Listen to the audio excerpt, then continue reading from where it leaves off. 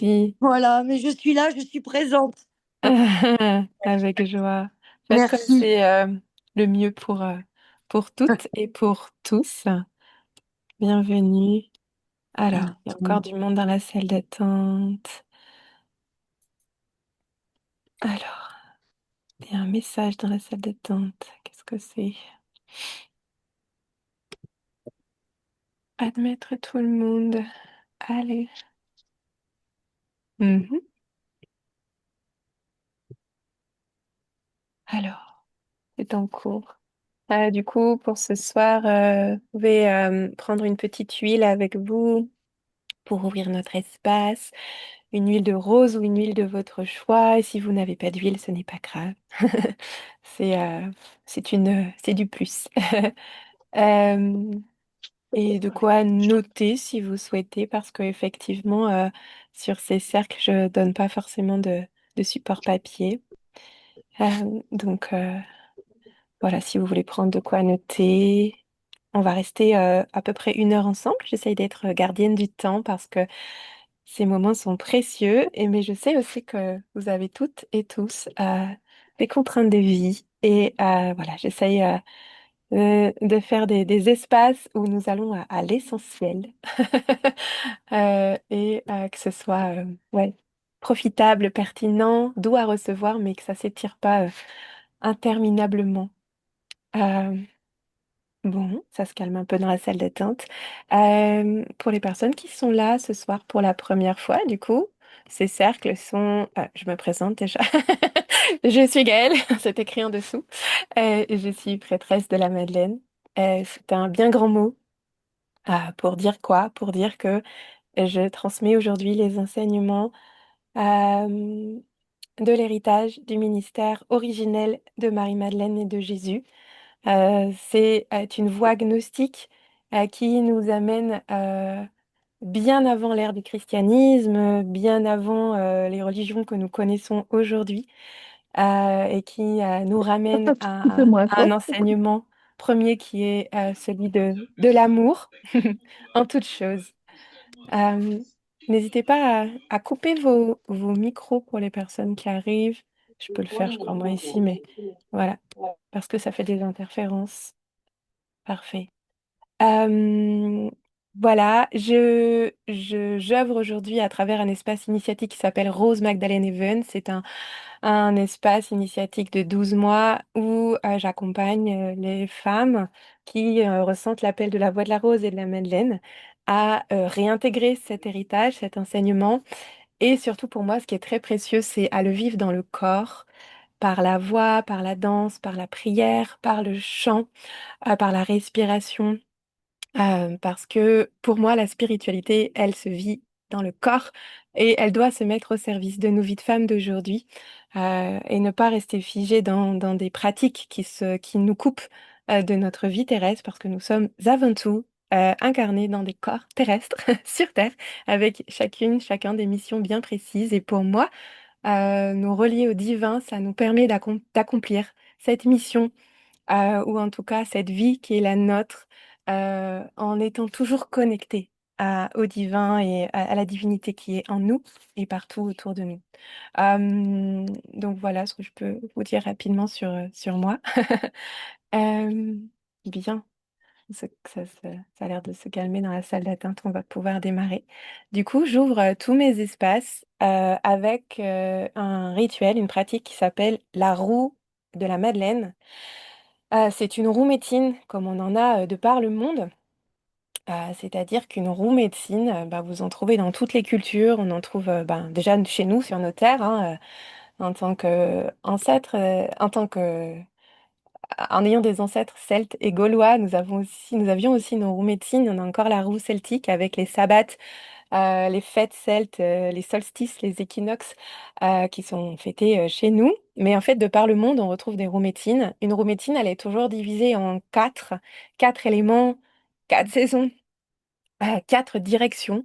Et puis, selon les croyances et selon comment elle est nourrie, eh bien, on va mettre sur chaque direction, sur chaque élément, on va venir amener des guides ou des fleurs ou des animaux soutenants, soutenantes pour chaque direction.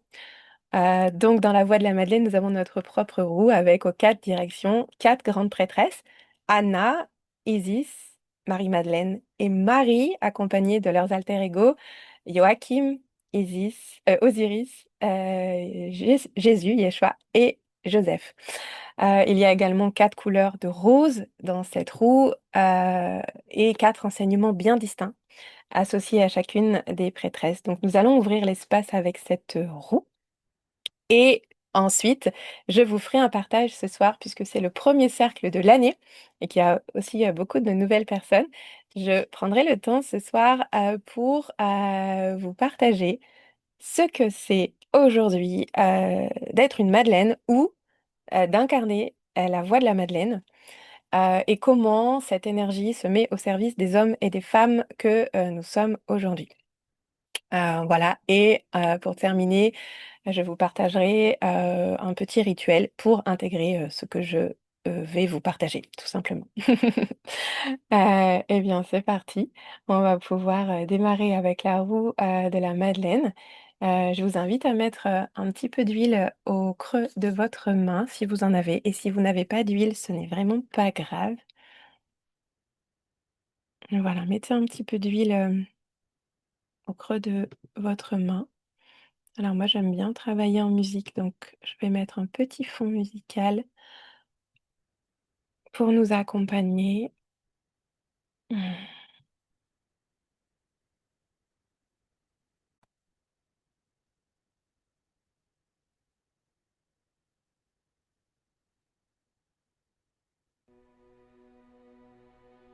Est-ce que vous entendez un petit fond musical? Oui. Voilà, vous pouvez jauger le volume sur votre propre interface.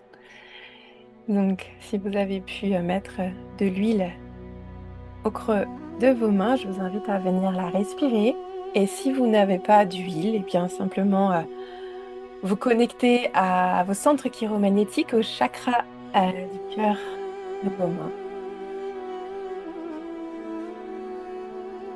Et à venir simplement inspirer dans vos mains.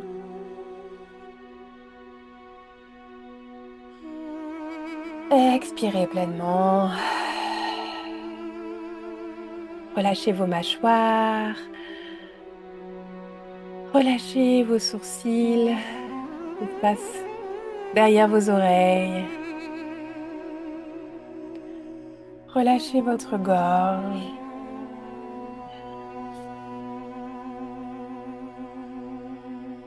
Inspirez, expirez à nouveau pleinement.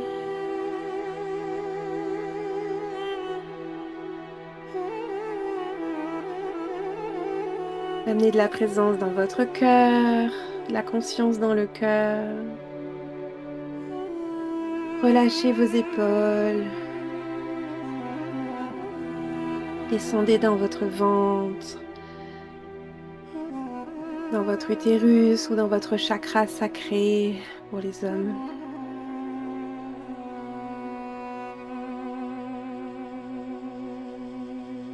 Ouvrez votre bassin. Laissez-le se déposer sur la terre ou sur le support sur lequel vous êtes assis, assise. Relâchez vos jambes, vos genoux, vos mollets jusqu'au bout de vos pieds. Et nous allons par la fréquence des huiles purifier notre aura, simplement en passant nos mains depuis le sommet de notre crâne à quelques centimètres de notre peau, de nos cheveux. Pour celles qui se purifient à la sauge ou au palo santo, c'est le même principe, sauf que là, on le fait avec l'huile déposée dans le creux de nos mains. Et vous venez à quelques centimètres de votre visage, de votre gorge, de votre cœur. Passez vos mains jusqu'au bas de votre corps, dans votre dos, avec cette intention de faire reculer le mental, de faire reculer l'ego et d'être simplement disponible pour vous-même ce soir. Nous allons diriger nos paumes de main en direction du ciel pour faire un ancrage tellurique, un ancrage cosmique, pardon, au ciel. à notre Père le ciel, au cosmos, à la lune, au soleil, au souffle des étoiles, à tout ce qui est plus grand que nous et qui nous dépasse, à l'espace des rêves, au monde intangible, indicible, à nos guides, et nous sentir filles du ciel, fils du ciel, filles et fils des étoiles, fils, fils, filles de la lune et du soleil. Inspirez, expirez.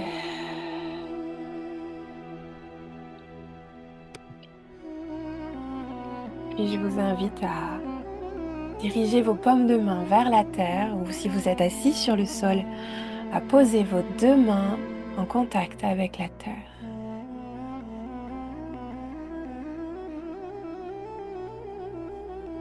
Et à prendre un temps pour cet ancrage tellurique à la terre, à ressentir votre assise, votre stabilité,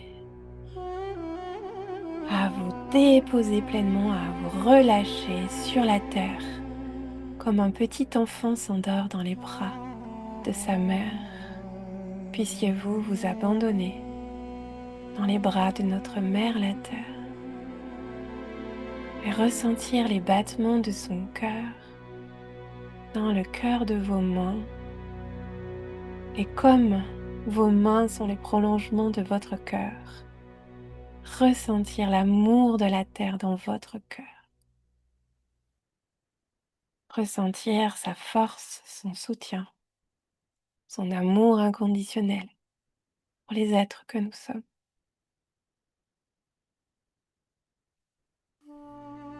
Inspire et expire pleinement et ramène toute cette énergie du ciel et de la terre dans ton cœur et tu peux venir poser tes mains sur son cœur.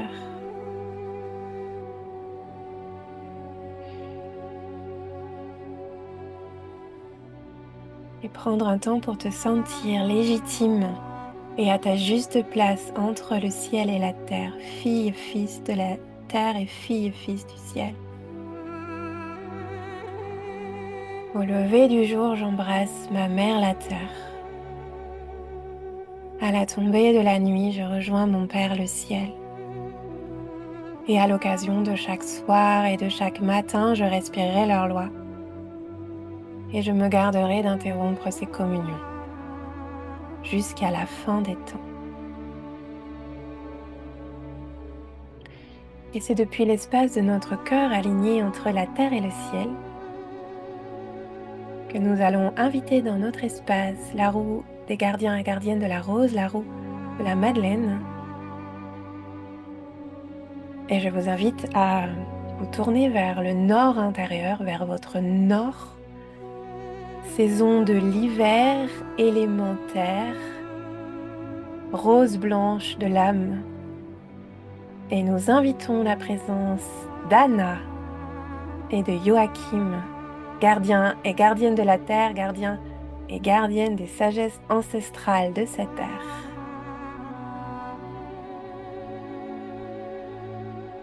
Puissiez-vous, Anna et Joachim,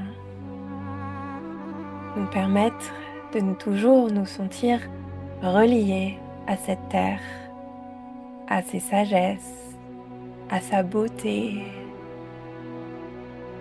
Puissiez-vous nous enseigner à rester connectés à sa cyclicité. Puissions-nous apprendre chaque jour à respecter les rythmes de la terre comme nous devons de respecter nos propres rythmes, nos propres saisons, nos propres éléments intérieurs. Puissiez-vous également nous accompagner dans la connexion à nos lignées d'hommes et de femmes physiques et spirituelles. Puissions-nous apprendre à marcher dans leurs pas, à récolter leur lumière, leurs enseignements. Et puisse cette lumière et ces enseignements se mettre au service des hommes et des femmes que nous sommes aujourd'hui. Awen.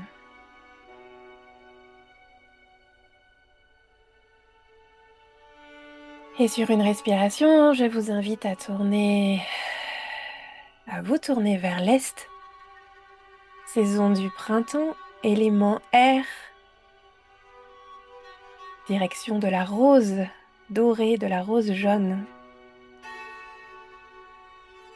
Et nous invitons Isis et Osiris, gardiens et gardiennes de cette direction, gardiens et gardiennes de l'air, de l'esprit de l'air, de la résurrection, des nouveaux cycles, des changements.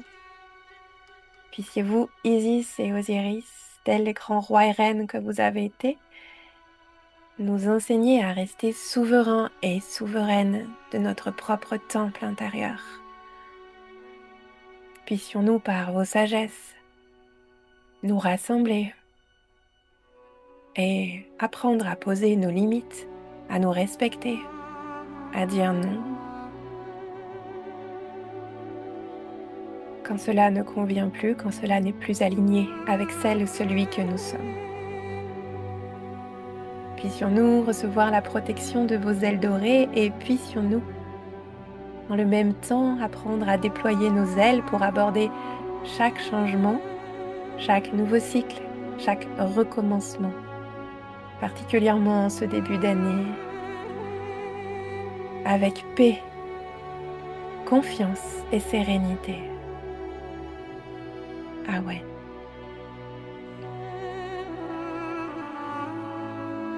À présent, nous tournons notre regard vers le sud. Saison de l'été, élément feu.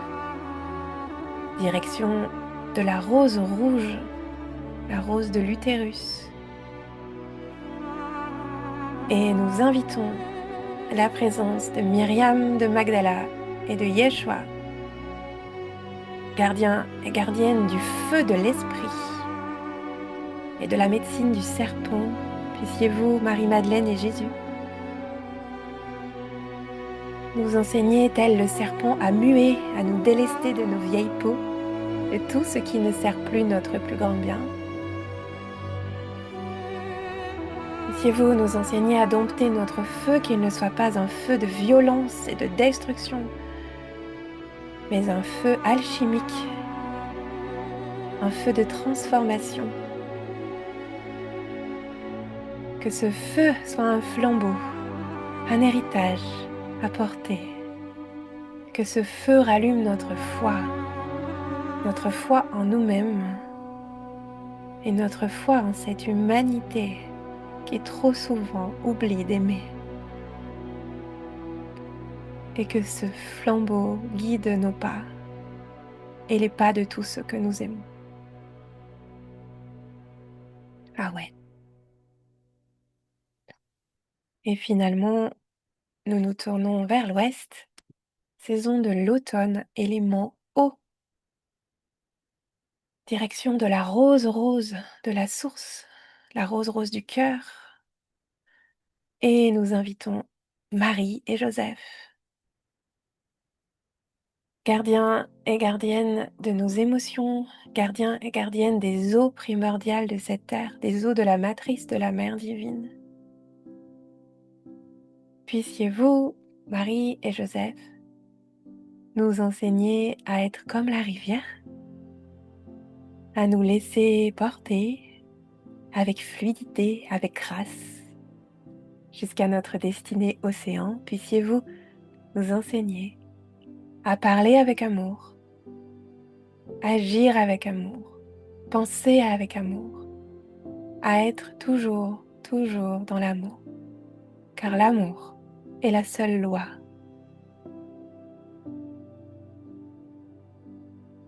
Et nous nous replaçons au centre de cette roue et nous invitons la présence d'Adonai et des Shekinah.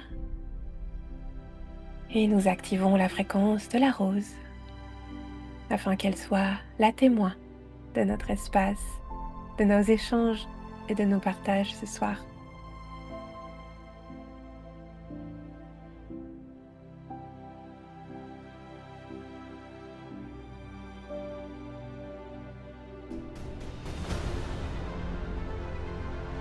Je t'invite à inspirer pleinement,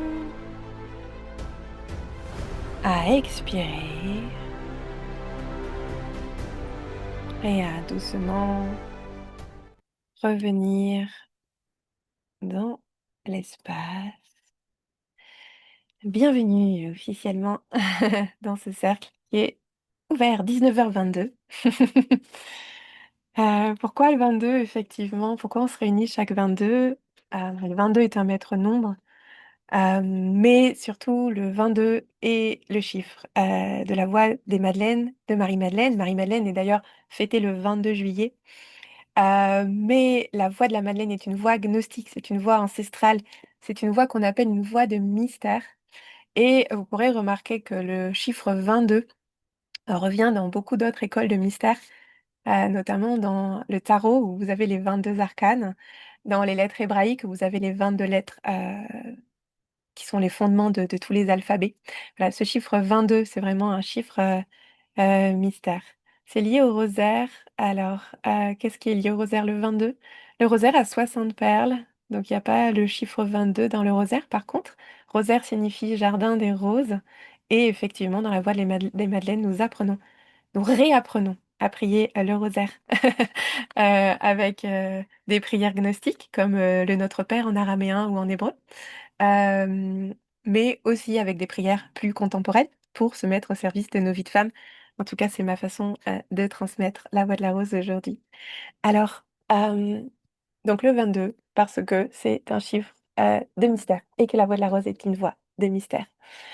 Donc ce soir, comme j'avais envie de repartir, on va dire, sur une base, parce qu'il y a pas mal de nouvelles personnes et que nous sommes en janvier, nouveau mois, nouvelle année, année 1 en numérologie, donc vraiment l'année de recommencement. On repart pour un cycle de 9 ans avec toutes les aventures qui nous attendent. Et donc du coup, l'idée ce soir, c'était de vous partager ou de vous repartager pour les personnes qui suivent déjà mes enseignements ou qui sont venues déjà dans mes cercles en présentiel. Qu'est-ce que c'est être une Madeleine aujourd'hui? Qu'est-ce que c'est la voix de la Madeleine? Et comment cette voix se met au service des hommes et des femmes que nous sommes aujourd'hui? Et même si vous avez déjà entendu ces enseignements, je pense que ça fait pas de mal de s'en souvenir parce que si vous êtes là, il n'y a pas de hasard. Il n'y a jamais de hasard dans la vie. Il n'y a que des rendez-vous. Et d'ailleurs, je vais commencer par ça. La voix de la Madeleine, c'est pas une voix qu'on choisit, c'est une voix qui nous rappelle. Et je pense que vous pourriez toutes témoigner, tous et tous témoigner ici, qu'à un moment, il s'est passé quelque chose dans votre vie où vous avez rassemblé les pièces du puzzle et vous vous êtes rendu compte, selon vos histoires, vos expériences, que vous avez toujours été connecté au parfum de la rose, que on vous a offert des rosaires, que vous avez vécu des expériences mystiques ou spirituelles avec Marie, Isis, Sainte Anne, Sarah, Marie-Madeleine, Jésus, que vous avez été appelé à plusieurs moments à travers vos lectures, à travers vos rencontres, à travers un voyage, à travers quelque chose de particulier, d'assez symbolique, qui à un moment vous a fait connecter que c'était comme un rappel en fait. Et effectivement, je le souligne parce que c'est important, il y a un peu un engouement hein, actuellement. Moi, je marche ce chemin depuis 10 ans maintenant, mais il y a un vrai engouement aujourd'hui pour les enseignements de la voix de la Madeleine. On entend beaucoup parler de la rose, de Marie-Madeleine, etc. Et je le vois parce que je peux en témoigner. Il y a des personnes qui rentrent dans mon espace et c'est pas leur chemin. Elles sont là parce qu'on leur a dit que c'était bien. Mais c'est bien si c'est notre fréquence, en fait. Et il n'y a pas de mauvais ou de bon chemin. Tous les chemins spirituels ramènent au cœur, que ce soit le sanskrit, que ce soit l'hindouisme, que ce soit d'autres voies spirituelles que vous choisissez. Elles sont toutes nobles, elles sont toutes très belles. Mais la voie de la rose, c'est pas une voie qu'on choisit, c'est une voie qui nous rappelle. Et en général, quand on est là, il s'est passé quelque chose dans notre vie qui a fait que on s'est dit, waouh, il y a quelque chose à aller creuser ici.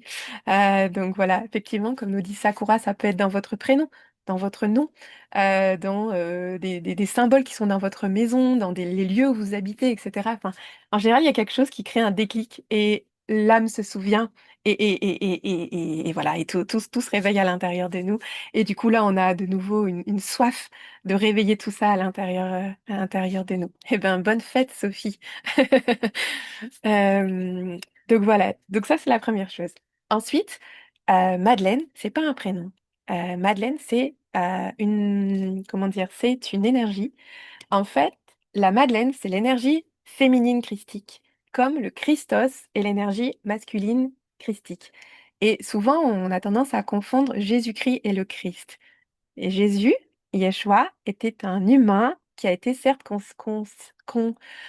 conceptionné dans la lumière par sa mère qui était hautement initiée dans les temples d'Isis à concevoir dans la lumière, mais il était avant tout un homme incarné dans un corps terrestre. Et ce qui a fait la différence et qu'il a été reconnu comme le Messie, c'est qu'il a activé en lui et qu'il portait en lui le Christos, l'énergie masculine divine, comme Marie-Madeleine portait en elle la Madeleine, l'énergie féminine divine. Marie-Madeleine ne s'appelait pas Marie-Madeleine, elle s'appelait sans doute Myriam.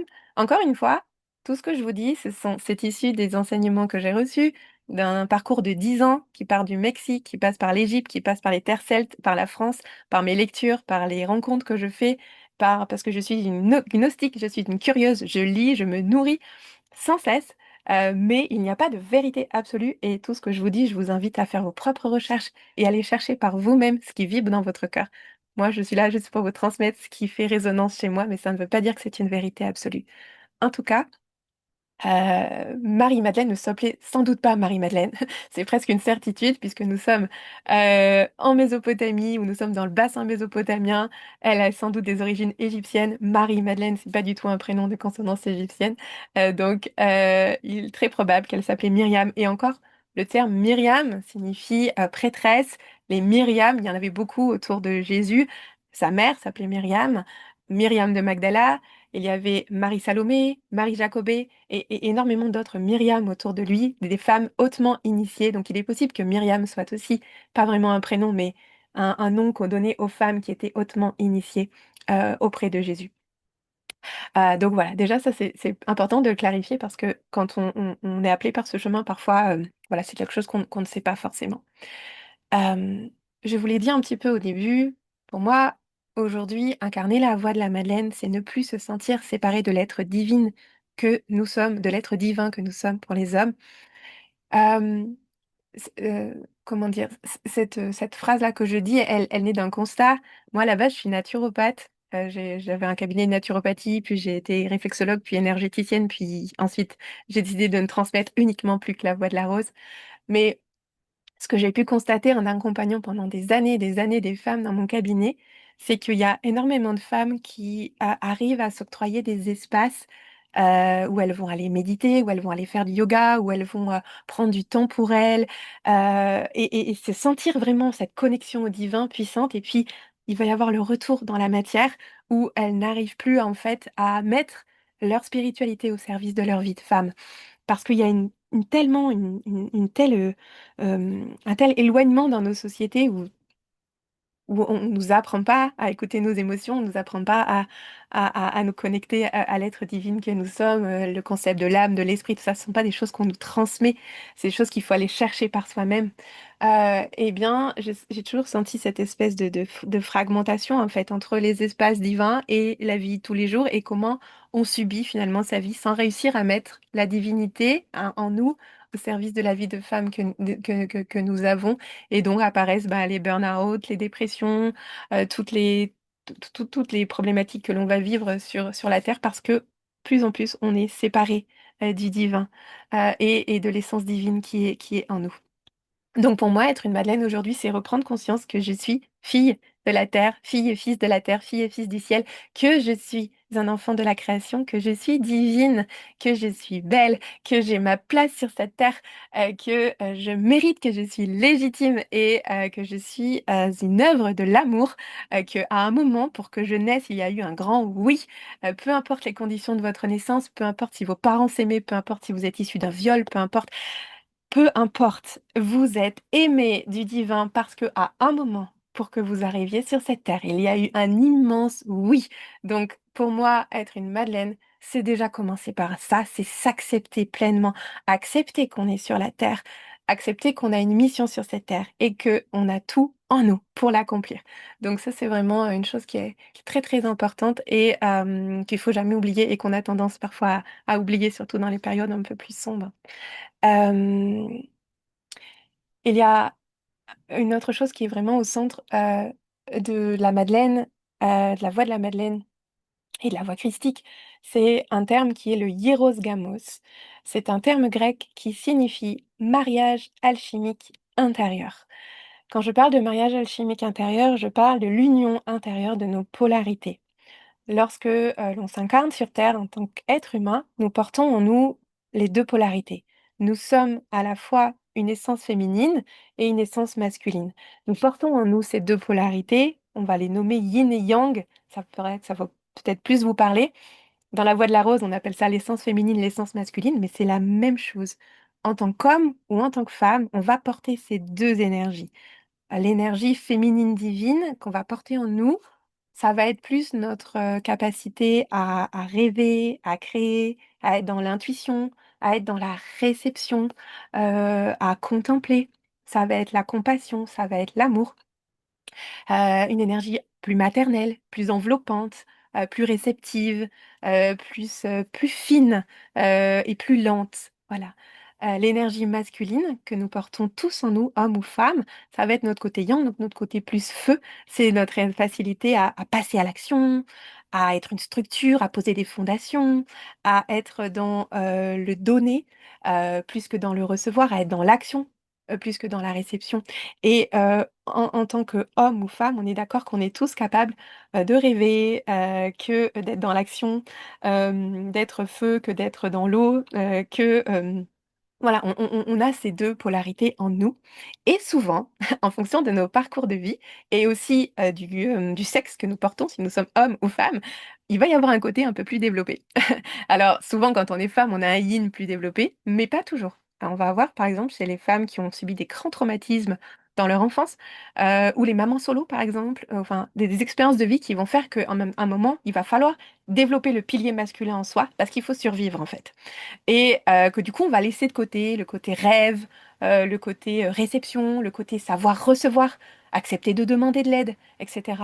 Pour vraiment être, en fait, j'assume, moi, j'ai eu des épreuves de vie difficiles, j'ai pas besoin du masculin, j'ai un masculin en moi, et d'être dans son feu et d'écraser complètement finalement son yin et cette capacité aussi à recevoir.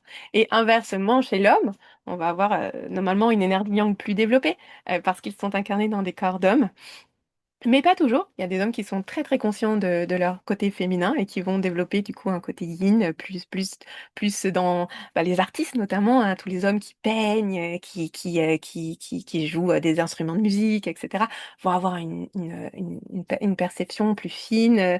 Voilà. Bon, en tout cas, peu importe notre sexe, on a ces deux polarités et en fonction de notre histoire de vie, elles vont être plus ou moins équilibrées. Et une des missions aujourd'hui en tant que Madeleine, c'est d'arriver à équilibrer cette énergie en nous. Pourquoi? Parce que quand c'est équilibré, quand on arrive à gérer son feu et son eau, sa lune et son soleil, son action et son nom, son cinétisme, eh bien, on atteint un équilibre en nous. Aujourd'hui, sur la Terre, nous sommes des représentations infimes de la Terre-Mère. Nous sommes comme la Terre. Nous portons en nous les quatre éléments. La Terre porte les quatre éléments. Et la Terre aussi est déséquilibrée. Aujourd'hui, l'énergie de la Terre, la fréquence de la Terre, c'est une fréquence très yang, très homme, très patriarcale, dans une société de performance où il faut aller toujours plus loin, toujours plus fort. La Terre, l'énergie de la Terre, l'humanité manque terriblement de yin, d'amour, de compassion. Et il faut rééquilibrer cette énergie sur la Terre, cet équilibre des polarités sur la Terre, et ça passe d'abord par nous. Le travail, il passe d'abord par nous. Donc c'est à nous, déjà, en tant qu'être humain, d'arriver à équilibrer en nous notre eau et notre feu, nos émotions, nos actions, notre capacité à entrer dans le grand cercle du donner et du recevoir dans un parfait équilibre pour pouvoir, comme un miroir, le refléter sur notre Terre. Donc voilà pourquoi ce mariage alchimique intérieur est très précieux. Voilà pourquoi Marie-Madeleine et Jésus, qui sont pour moi l'exemple parfait du couple sacré, Jésus avait une conscience très très fine de sa polarité féminine, de son lien à la mère divine, comme Marie-Madeleine avait une conscience très très fine de son masculin. C'était une femme qu'on disait en cheveux, elle ne portait pas le voile, elle avait ce côté un peu rebelle, un peu ce côté homme. Elle souhaite, enfin, on peut trouver dans des ouvrages, en tout cas, qu'elle avait une certaine fortune, qu'elle a financé le ministère de Jésus. Donc, par ce côté-là, elle était vraiment ce côté yang, ce côté structure qui a apporté les fondations du ministère de Jésus. Mais à côté de ça, c'était une femme initiée, très connectée à son utérus, pleinement consciente des sagesses féminines ancestrales, ce qui faisait d'elle un être particulièrement équilibré dans son yin et dans son yang. Et c'est ce qu'on nous demande aujourd'hui en tant que Madeleine de retrouver à l'intérieur de nous. Donc c'est un ouvrage de la Madeleine aujourd'hui d'équilibrer notre eau et notre feu. Euh, une autre chose très importante quand on souhaite marcher cette voie, marcher ce chemin, c'est d'œuvrer sur nos peurs. Nous sommes dans une société qui nous tient par la peur, clairement. Et une Madeleine a conscience de ses peurs et elle travaille dessus au quotidien. Elle fait le travail à sa façon, par la prière, par le chant, par la danse, en exorcisant à sa façon ses peurs, mais elle doit œuvrer sur ses peurs parce que, encore une fois, nous sommes le reflet de notre société et une société qui nous tient par la peur. Le jour où il n'y a plus de peur de manquer, plus de peur d'être en insécurité, plus de peur pour nos enfants, plus de peur de mourir, plus de peur, eh bien, nous atteindrons un certain niveau de fréquence vibratoire qui sera extrêmement haut et qui permettra la guérison de la Terre. Donc, œuvrer sur ces peurs, c'est aussi une mission aujourd'hui lorsqu'on décide de marcher ce chemin. Euh, J'en parlais un petit peu tout à l'heure, mais c'est vrai que c'est une voix qui nous rappelle, et souvent elle nous rappelle à un moment très particulier de notre vie, après un burn-out, après une longue maladie, après une séparation, après un changement de travail, etc.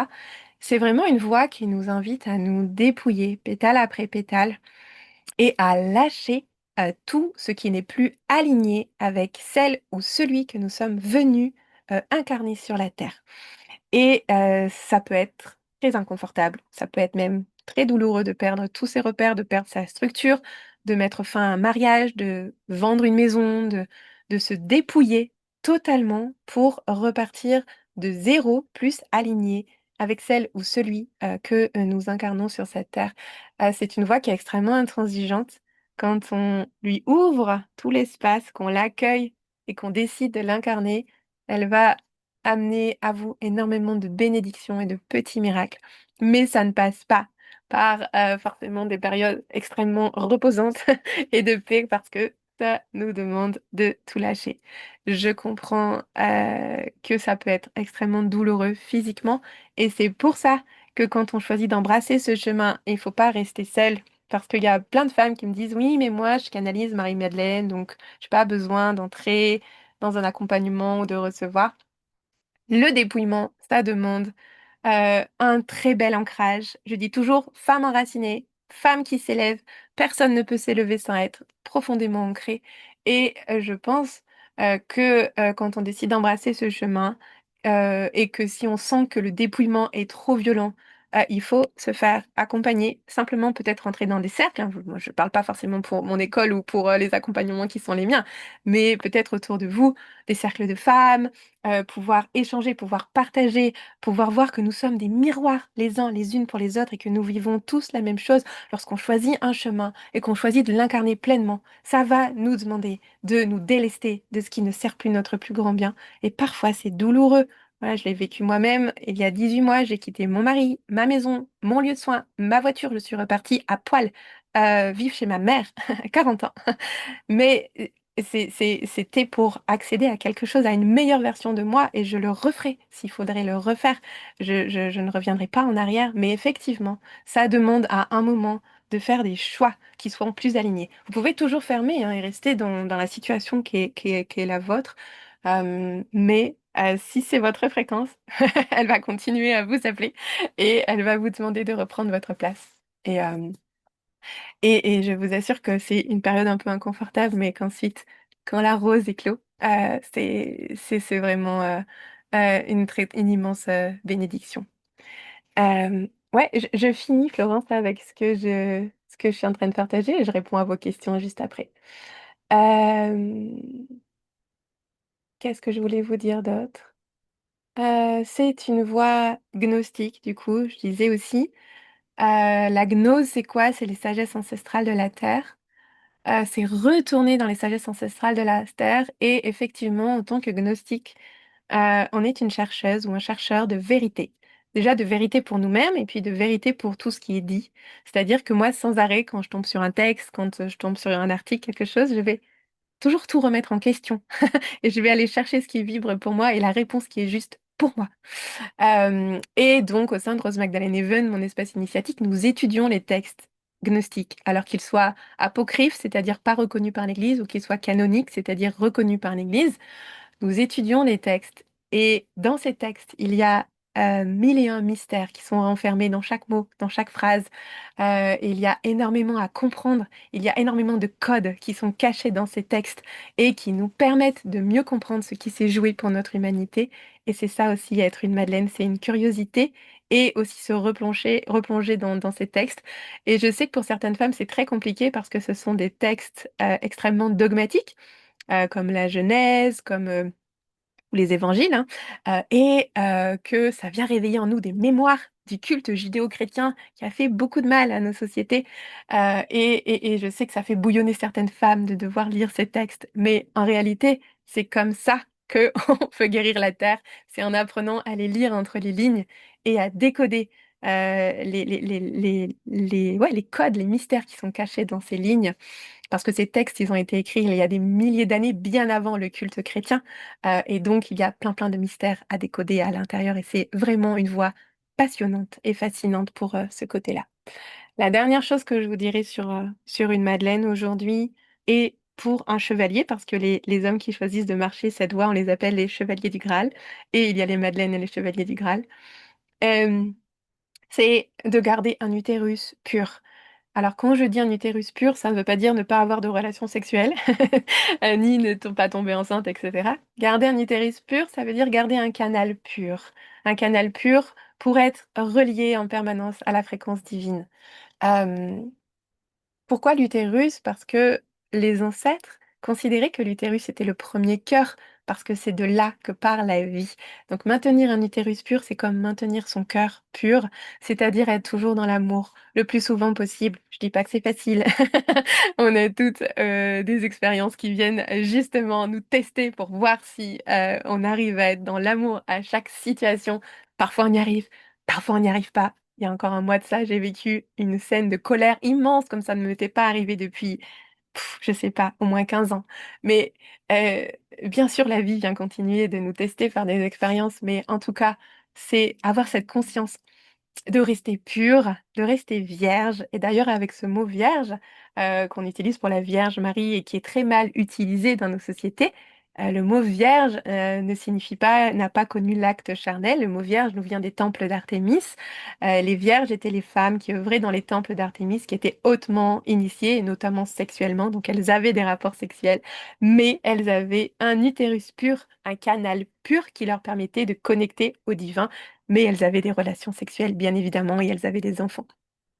Donc voilà, il y a souvent une perte de sens de ce mot vierge, comme dans les textes gnostiques d'ailleurs, hein, qui ont été écrits parfois en copte, en grec, en araméen, puis qui ont été traduits en latin, puis dans nos langues d'aujourd'hui.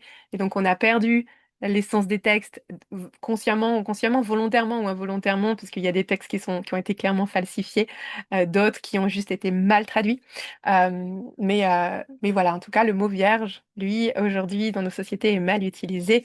Être une vierge sur la voie de la Madeleine ne signifie pas qu'on n'a pas connu l'acte charnel, mais c'est simplement qu'on arrive à maintenir un cœur pur, un utérus pur, pour être à chaque instant dans l'amour et rester relié à l'être divin, à l'être divin que nous sommes. Voilà, j'ai fini avec ce long monologue. Euh, 33 messages dans le chat, 33 c'est le chiffre d'Isis qui est ma guide principale, alors ça me fait sourire. Je vais lire s'il y a des messages auxquelles je peux répondre. Et s'il y a des personnes qui souhaitent prendre le micro et poser une question, je serai en joie de vous répondre. On va pas pouvoir parler éternellement, mais euh, je vous lis en même temps. Oui, c'est dur de ne pas se laisser aller à la peur, effectivement. Puis nous sommes dans une société qui a tout compris comment fonctionnaient les émotions humaines et la peur à chaque instant. Et c'est un vrai ouvrage de réussir à maintenir son axe et à ne pas à poser son épée, l'épée de vérité de Marie-Madeleine, l'épée du courage, l'épée de vérité, et à ne pas se laisser déstabiliser par la peur. Oui, le féminin est de plus en plus présent, beaucoup de femmes se mettent en chemin.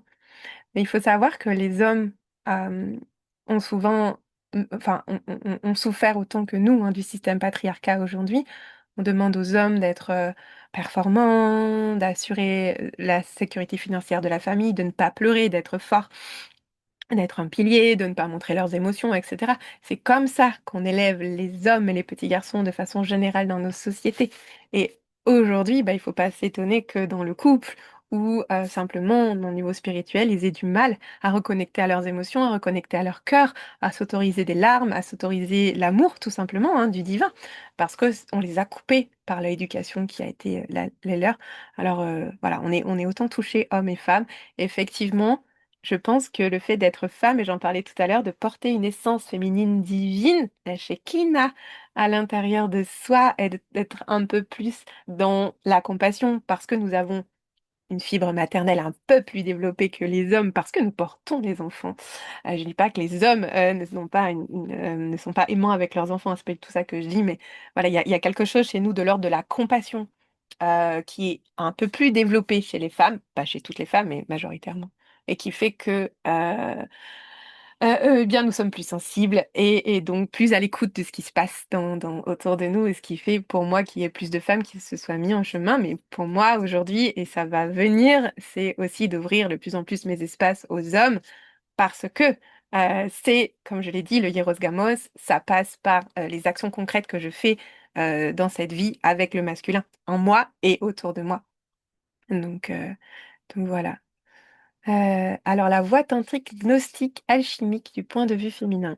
Alors, Florence, je pratique, je commence tout doucement l'initiation de la rose et du tantra, mais je ne suis pas une grande spécialiste, donc je ne pourrais pas te répondre vraiment là, comme ça, ce soir. C'est quelque chose qui est là pour moi depuis plusieurs mois. Et voilà, je commence mes initiations, mes quêtes, mais je ne suis pas encore une grande experte du tantrisme alchimique, même si effectivement sur la voie de la rose, il y a un tantra que je suis en train de d'intégrer tranquillement. Comment s'ancrer pleinement, Anita? Bien, il y a des choses simples pour s'ancrer, encore plus simples que des méditations, de marcher pieds nus sur le sol, aller dans la forêt, chanter des lettres rondes comme la terre, la lettre O, le son OU, qui sont des sons qui nous permettent vraiment de descendre dans la terre, de nous ancrer. Alors, moi, en tant que femme, après, j'ai des enseignements chamaniques. J'ai été initiée par les grands-mères du Mexique. Et je suis, comme m'appellent mes frères et sœurs de la Madeleine, la prêtresse de l'utérus. Voilà, moi, j'ai des pratiques vraiment pour m'ancrer à la terre où je vais aller m'allonger nue sur la terre. Je vais aussi mettre ma yoni directement, ma vulve directement assise en contact avec la terre.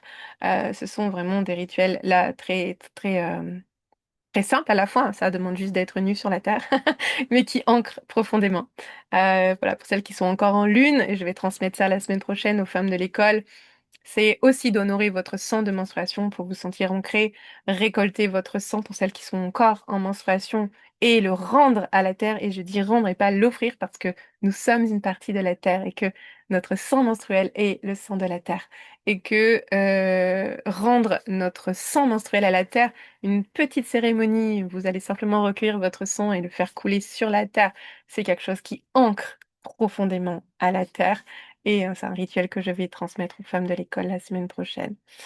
Et je comprends que ça peut faire peur. Je sais pas qui dit qu'elle est terrifiée. Ouais, je comprends que l'argent aussi, c'est vraiment quelque chose qui inquiète dans notre monde.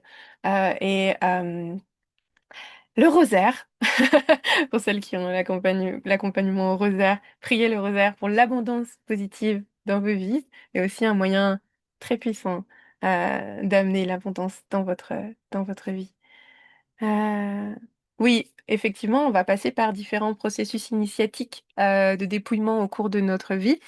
Euh, c'est la vallée de la guérison. En fait, on est venu sur Terre avec une mission et avec des choses à guérir Et en fait, on va toutes les traverser. Donc, il y a des périodes où vous êtes en pleine guérison et vous allez atteindre une forme de palier où vous allez vous sentir en paix.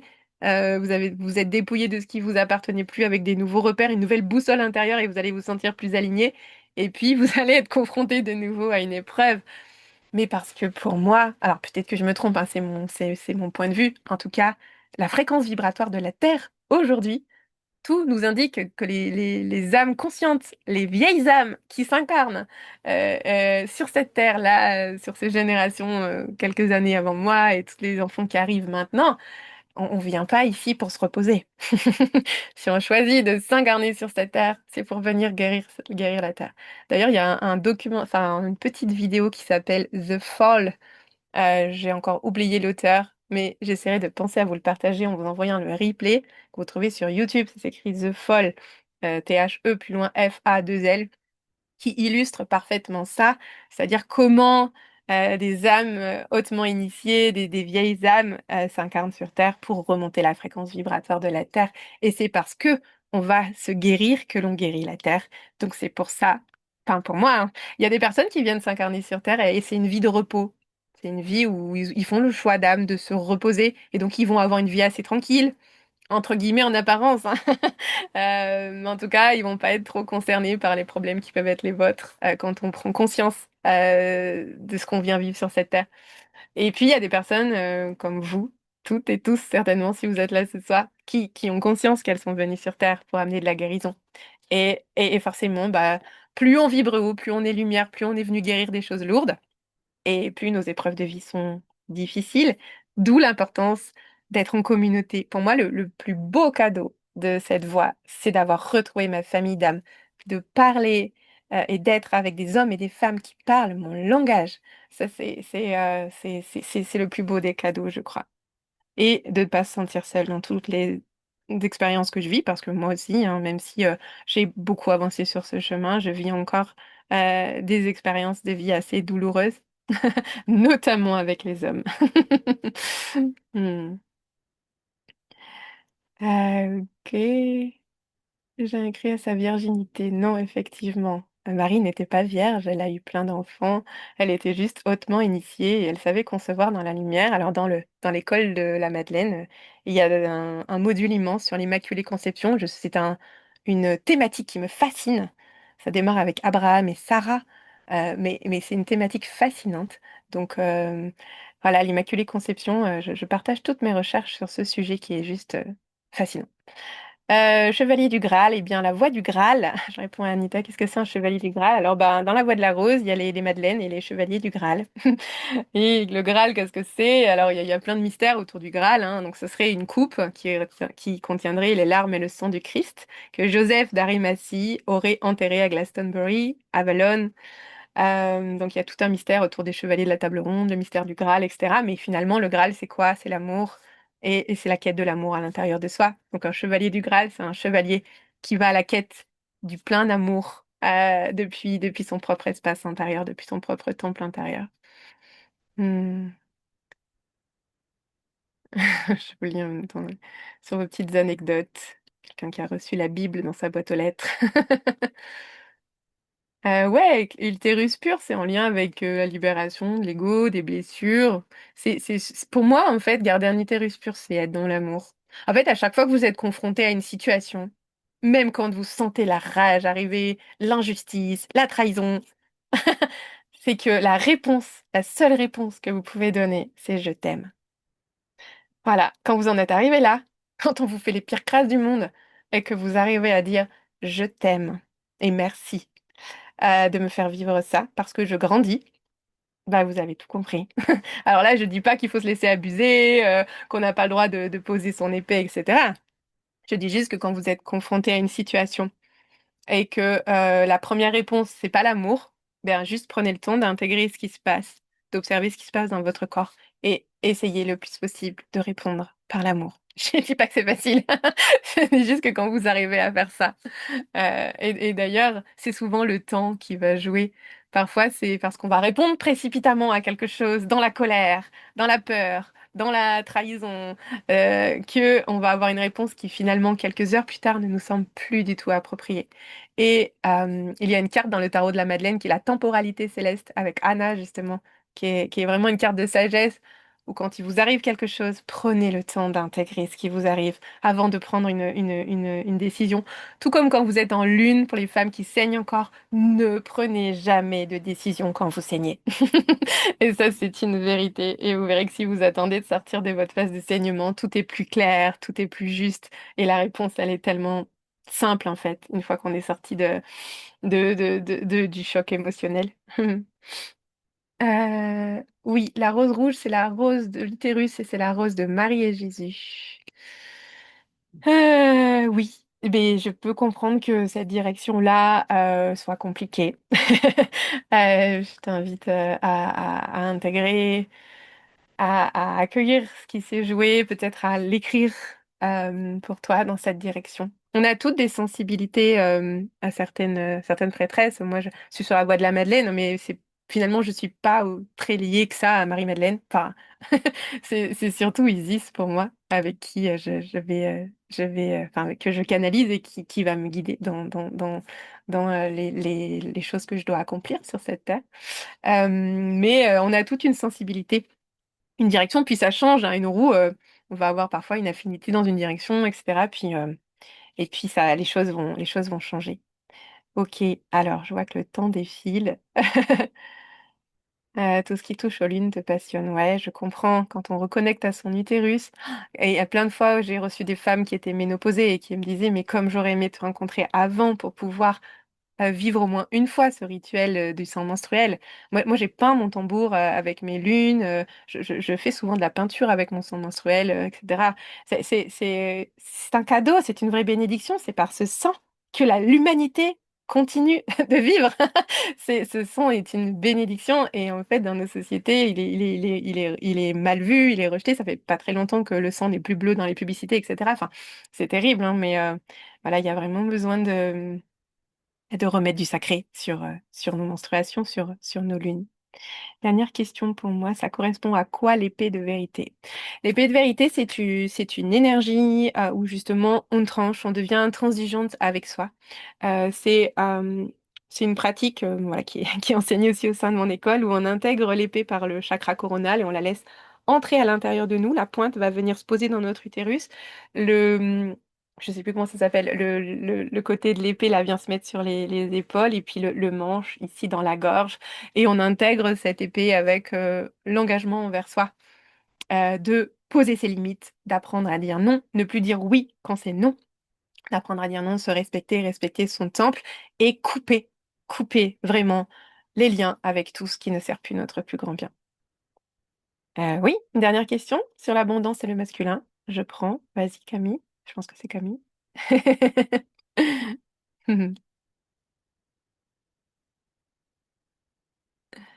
C'est OK si je parle parce qu'à écrire, ça sera Oui, plus. Non, bien on sûr, parle. mais bien sûr. Bien sûr, J'avais, bien sûr. merci Gaëlle, j'avais une question par rapport au masculin. Tu parles d'abondance, mais je sais que sans masculin sain, c'est aussi compliqué d'avoir ça. Ma question, c'était comment, et c'est une large question, peut-être un ou deux tips pour commencer, construire un masculin sain. Bon, après, je rentrerai pas dans du perso, mais là, les énergies qui arrivent, c'est beaucoup de masculin, donc s'il est pas sain, voilà. Est-ce qu'il est possible de construire un masculin sain sans entourage avec un masculin sain? Tu parles de ton Comment pas masculin. recommencer? Ah, tu parles de ton masculin intérieur? Bah oui, principalement, parce que c'est avec ça que je vivrais surtout Nous sommes dans d'accord. un entourage avec un masculin extrêmement toxique. Ouais, je comprends. Parce qu'en fait, quand notre masculin intérieur, il n'apporte plus la structure, c'est parce que le yin l'écrase ou parce qu'on a fait des expériences de vie avec l'homme qui fait que il y a plus cette confiance, il y a plus, il y a pas l'espace en fait pour accueillir l'énergie masculine autour de nous, donc il y a pas l'espace pour l'accueillir en nous. Et pour moi, ça part de ton enfance sans doute. On dit que les grandes blessures qui vont driver toutes nos vies, elles arrivent entre 0 et 4 ans. Je sais pas pour celles qui ont lu le livre de Lise Bourbeau, les grandes blessures de l'âme, mais voilà, les 5 blessures de l'âme, l'abandon, la trahison, l'injustice, etc., qui vont nous driver pour le reste de notre vie, elles apparaissent avant l'âge de raison et souvent entre 0 et 4 ans. Donc c'est aussi d'aller regarder, même si c'est très inconfortable, mais c'est ce qu'on fait actuellement sur le portail d'Anna, avec le recouvrement d'âme et les blessures de l'enfant intérieur, c'est aller regarder ce qui s'est joué pour moi entre 0 et 4 ans avec papa, qui est ma première figure masculine. Comment m'a accueilli papa? Est-ce que c'était un papa présent? Enfin, voilà. Et parfois, on a l'impression que papa nous a aimés, mais quand on va vraiment chercher, bien sûr, papa vous a aimé, il vous a aimé à sa façon, mais parfois, on a l'impression que tout va bien dans la relation avec papa, que papa ci, papa ça. Souvent, quand on est une fille, en plus, il y a ce côté un peu, je sais plus comment ça s'appelle, le complexe d'Oedipe, là, où vraiment le père, longtemps, on reste fasciné par papa. Mais quand on replonge avec un autre regard dans le lien au père, ben, parfois, on va peut-être voir que le lien, il n'est pas forcément, qui peut être toxique, que c'est un papa qui a surprotégé, enfin, voilà. Il y a souvent quelque chose à aller chercher là dans cet espace-là et C'était à libérer pour que tu puisses ensuite développer en toi une énergie masculine plus saine. Je sais pas si ça peut t'aider. pas Et vraiment. Ouais, ma question. ouais. C'est là, c'est grave. Tu, si c'est OK d'avoir 20 secondes, tu parles de papa. Actuellement, je vis chez mon papa. J'ai conscience de tout ça. Il était très absent et oppressant. Enfin, pas peu d'expression pas possible. Enfin, voilà, d'original. Euh, J'allais me poser une question, mais en fait, je pense que j'ai ma réponse. J'allais demandé comment répondre avec amour, comment pardonner si on n'est toujours pas dans le. J'arrive même pas à formuler ma question. Je suis vraiment désolée. Non, mais c'est pas grave, ça fait bouger des choses en toi. Tu vas pouvoir prendre un temps après de réflexion. Et puis, bah, je suis dispo par mail ensuite si vous voulez, suite au cercle, me poser des questions et revenir sur ce que ça a fait bouger chez vous avec plaisir de vous répondre. Et merci Adrien pour la garde. J'avais oublié le mot. Bien. Bon, super. Voilà, on va déborder alors que j'aime pas déborder. J'avais prévu de toute façon une tout petit, enfin un petit partage ce soir. Je voulais simplement vous partager une prière qui est très précieuse pour moi en ce moment et qui m'accompagne beaucoup, beaucoup depuis plusieurs mois. Je l'ai partagé aux personnes qui avaient fait avec moi le cercle le mois dernier sur les familles reforts. Mais je la repartage parce que je suppose que c'est pas toutes les mêmes personnes qui étaient là et de toute façon, elle fait du bien à tout le monde. Et moi, je la récite tous les jours. C'est la prière du Faith Fiada, la prière de Saint Patrick, qui est une prière de protection. Pour faire court, Saint-Patrick, vous le connaissez sûrement pour la grande fête irlandaise où il est célébré au mois de mars, mais c'est un petit peu devenu une grande beuverie. Mais à la base, c'est un homme extrêmement pieux, extrêmement simple, et qui a écrit cette prière pour se cacher pendant la guerre où il défendait l'Irlande. Et en disant cette prière, son groupe de militaires auxquels il faisait partie se sont transformés en daims et en biches. Et ils ont été invisibles face à l'ennemi et il a sauvé tout son régiment de cette façon. C'est une légende. Mais en tout cas, cette prière est extrêmement puissante. Et l'idée, c'était de vous la partager ce soir sous une forme méditative. Ça va durer encore quelques minutes. Je vais juste remettre un petit fond musical pour nous accompagner. On va se plonger en douceur dans la prière. Et, euh, et voilà. Alors, il faut que je partage comme ça le son. Je vais fermer le chat. Voilà, prenez le temps de vous installer confortablement pour ce temps de réception de la prière du Faith Fiada. Euh,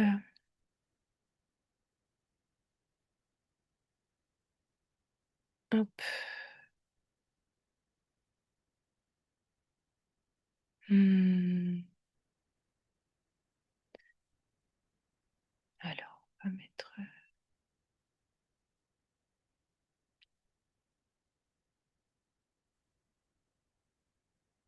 Ça. Alors, trouve ici.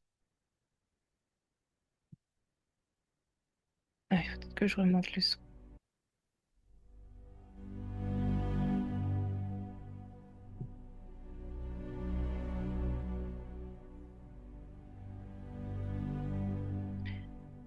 J'arrive. Il faut que je.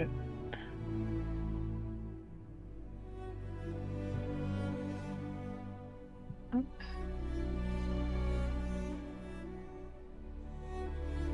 Ça va, vous entendez la musique là? C'est bon?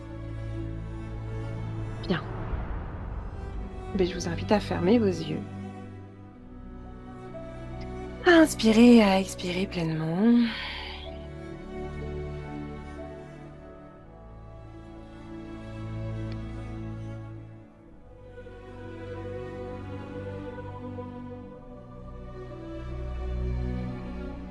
À prendre le temps d'écouter votre cœur, d'écouter votre souffle.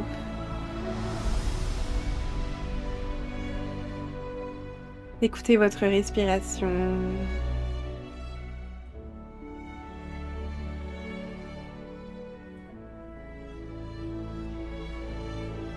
D'écouter la musique.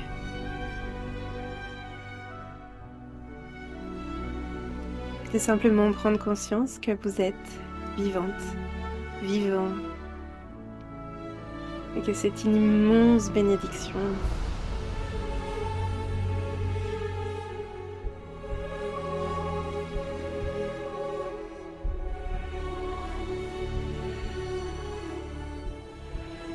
Vous pouvez vous visualiser assis, assise dans un jardin, entouré de roses, et ressentir leur parfum, ressentir les éléments, le soleil, l'esprit de l'air, et vous sentir en paix, parfaitement en paix, dans ce jardin, dans cette roseraie.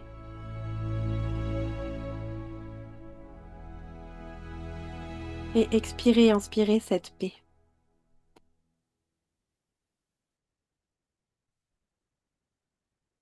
Et vous allez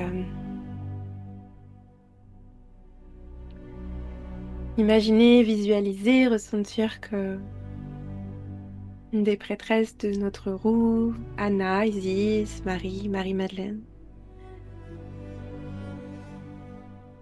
se présente à vous et vient poser sur une partie de votre corps une rose de ce jardin. Laissez la rose se déposer sur la partie de votre corps où celui-ci appelle la rose. Votre couronne, votre gorge, votre ventre, ou vos mains, vos pieds.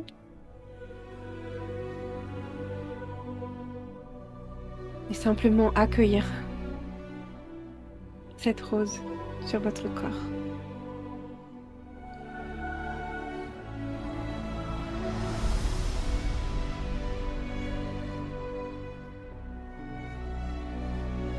Et recevoir la prière.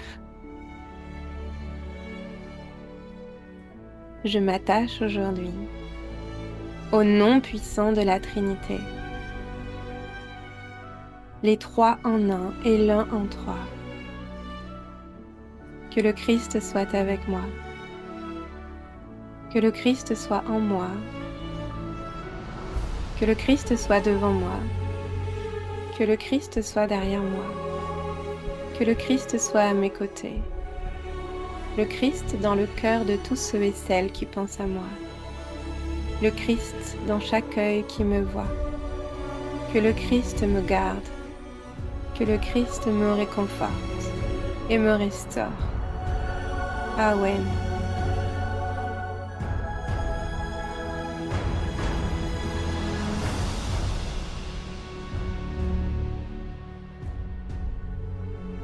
Inspirez, expirez simplement ces mots. Laissez la prière vous traverser sans juger. Accueillez juste ce qui est là pour vous depuis l'espace du cœur.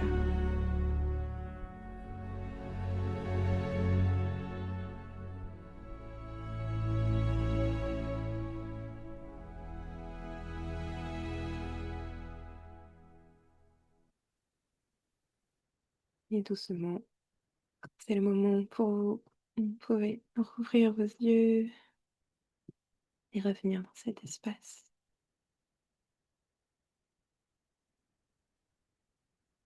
Mm.